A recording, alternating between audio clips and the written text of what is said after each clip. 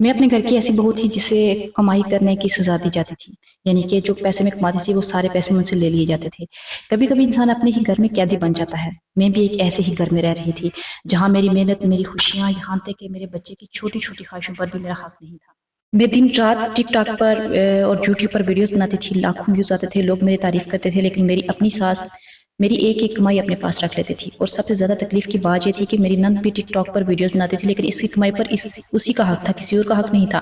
صرف میں ہی اس گھر میں ایسی بہو تھی جسے کمائی کرنے کی سزا دی جا رہی تھی۔ میں خاموش تھی کیونکہ میں اپنے شوہر سے محبت کرتی تھی، لیکن پھر بھی ایک دن میرے بیٹے نے صرف ایک برگر مانگا اور اس ایک برگر نے ہماری پوری زندگی بدل دی۔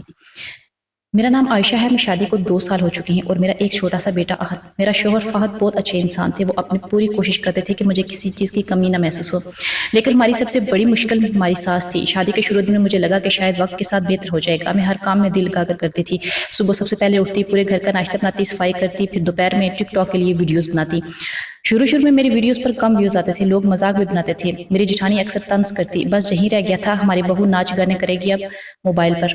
میں خوش رہتی کیونکہ مجھے معلوم تھا کہ کوئی غلط کام نہیں کر رہی میں صرف اپنے خواب پورے کرنا چاہتی ہوں۔ پھر آہستہ آہستہ میری ویڈیوز وائرل ہونا شروع ہو گئی، لوگ مجھے پسند کرنے لگے، میری فالوئنگ بڑھنے لگی اور ایک دن میری پہلی ارننگ آئی۔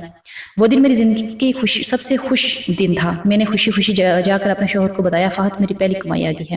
فہد بھی بہت خوش ہوئے، اس نے کہا یہ تمہاری محنت کا پھل ہے عائشہ، اب تم اپنی مرضی سے خرچ کرنا۔ لیکن ہماری خوشی زیادہ دیر قائم نہ رہ سکی۔ میری ساس نے جب سنا کہ میری ارننگ آئی ہے تو انہوں نے فوراً کہا، گھر میں رہتی ہو، بجلی استعمال کرتی ہو، کھانا کھاتی ہو، تو کمائی بھی گھر میں ہو دو گی نا۔ میں نے سوچا شاید 1-2 بار لے رہی ہیں، لیکن پھر یہ روز کا معمول بن گیا۔ جیسے ہی میری ارننگ آتی میری ساس مجھ سے سارے پیسے لے جاتی۔ اور سب سے عجیب بات یہ تھی کہ میری نند سدرا بھی ٹک ٹاک پر ویڈیوز بنایا کرتی تھی، وہ مہنگے کپڑے پہنتی، نئے فون خریدتی اور اپنی کمائی صرف اپنے اوپر خرچ کرتی۔ میں نے ایک دن اپنی ساس سے پوچھا، امی سدرا بھی تو کماتی ہے، وہ تو آپ کو پیسے نہیں دیتی؟ تو وہ غصے سے بولی، وہ میری بیٹی ہے اور تم بہو ہو، بہووں کی کمائی گھر پر لگتی ہے۔ ان کی یہ بات میرے دل پر لگ گئی، لیکن میں خاموش رہی۔ ادھر میرے شوہر کی پوری سیلری بھی امی کے پاس جاتی تھی، مہینے کے آخر میں ہمارے پاس اپنے لیے کچھ نہیں بچتا تھا۔ کئی بار ایسا ہوتا کہ مجھے اپنے بیٹے کے لیے دودھ خریدنے سے پہلے بھی سوچنا پڑتا تھا۔ لیکن دوسری طرف میرے جیٹھ اور جٹھانی اپنی مرضی کی زندگی گزار رہے تھے، وہ صرف تھوڑے سے خرچے دیتے اور باقی پیسے اپنے اوپر خرچ کرتے۔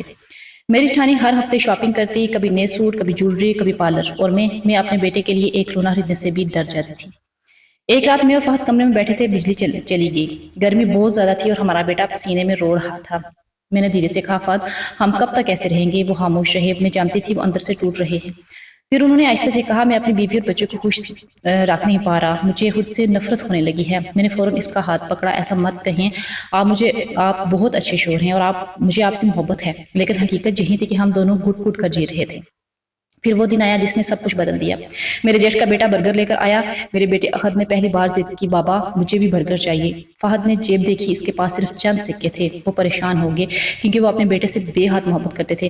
وہ اپنی ماں کے پاس گئے اور بولا، امی احد کے لیے برگر کے پیسے دے دیں، لیکن امی ساس نے صاف انکار کر دیا، مہینے کا اینڈ ہے، پیسے ختم ہو گئے ہیں۔ یہ سن کر فہد کا صبر ٹوٹ گیا، وہ سب کے سامنے زور سے بولے، اگر میرے اپنے بیٹے کی خواہش پوری نہیں ہو سکتی تو پھر ایسی زندگی کا کیا فائدہ؟ گھر میں خاموشی چھا گئی، پھر اس نے کہا، اب ہم الگ رہیں گے۔ میری ساس غصے سے کانپنے لگی، انہوں نے چیخ کر کہا، اگر اس گھر سے باہر قدم نکالا تو میں تمہیں آگ لگا دوں گی۔ میں ڈر گئی تھی، لیکن پہلی بار فہد اپنی بات پر ڈٹے رہے۔ اس رات اس نے کہا، عائشہ بس اب بہت ہو گیا ہے، میں اپنے بچے کو ایسے ماحول میں نہیں بڑا کرنا چاہتا، ہم اگلے ہی ہفتے اس گلی میں ایک چھوٹا سا رینٹ کا گھر لے لیں گے۔ گھر بھی بہت چھوٹا ہے، صرف 2 کمرے تھے، لیکن وہ پہلی جگہ تھی جہاں مجھے سکون محسوس ہوا۔ شفٹ ہونے کے بعد ہماری زندگی بدلنے لگی۔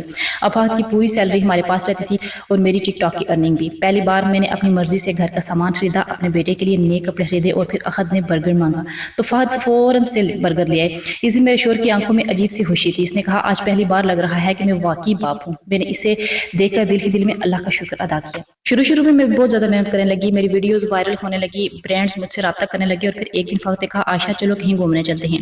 میں حیران رہ گئی کیونکہ شادی کے بعد سے ہمارا خواب تھا کہ ہم فیملی ٹور پر جائیں، لیکن کبھی حالات نے اجازت ہی نہیں دی۔ ہم نے مری کا پلان بنایا، لیکن جب میری ساس کو پتا چلا وہ ہمارے گھر آ گئے، انہوں نے غصے سے کہا، اتنے پیسے آ رہے ہیں تو ہمیں کیوں نہیں دیتے؟ فہد نے پہلی بار سکون سے جواب دیا، امی اب یہ ہماری محنت ہے اور ہمیں اپنے بچے پر خرچ کرنے کا حق ہے۔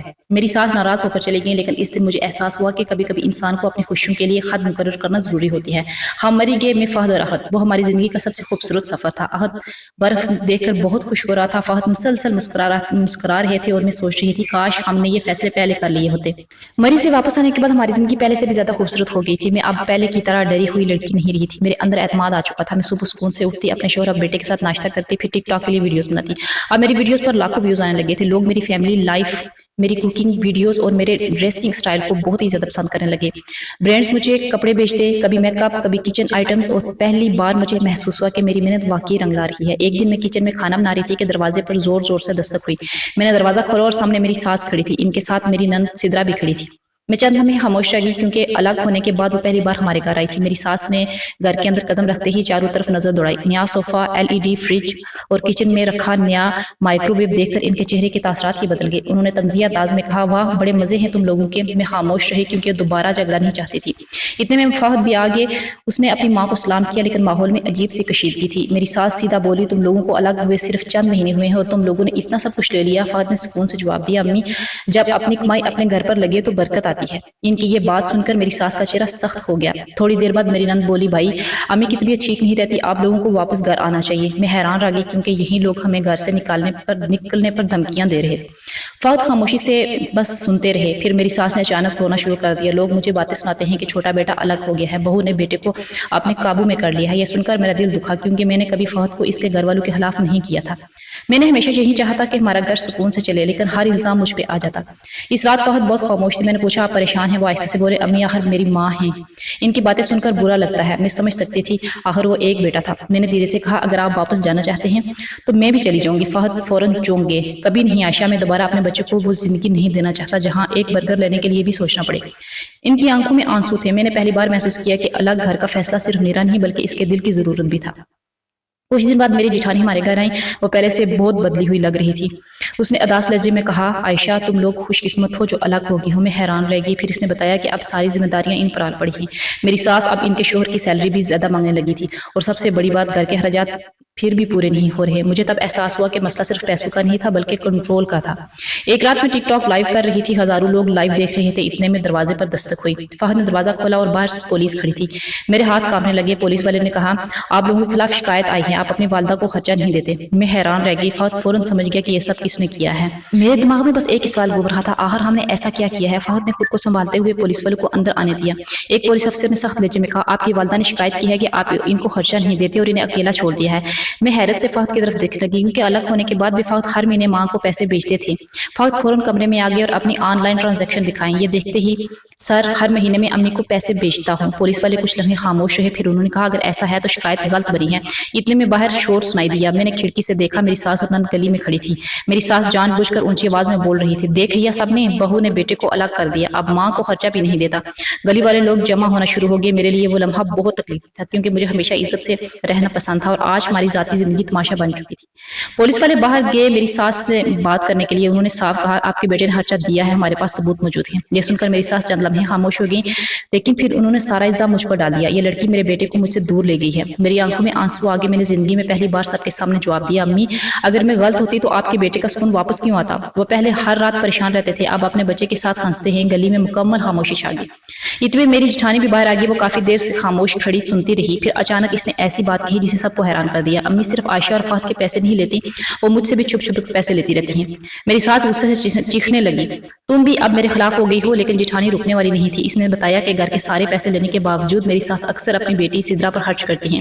اس کے مہنگے کپڑے, فون, پارلر سب کچھ انہی پیسوں سے چلتا ہے. سدرا فوراً بولی, تو میں کیا کروں اگر آپ لوگ کماتے نہیں تو. یہ سن کر میرے جیٹھ کو بہت غصہ آ گیا. پہلی بار پورا خاندان ایک دوسرے کے سامنے کھڑا تھا. فہد نے سب کے سامنے بہت سکون سے کہا, امی ہم نے کبھی آپ سے رشتہ نہیں توڑا, ہم صرف سکون سے جینا چاہتے تھے. لیکن اگر آپ ہماری عزت اچھالیں گی تو پھر ہم دور ہی رہیں گے نا.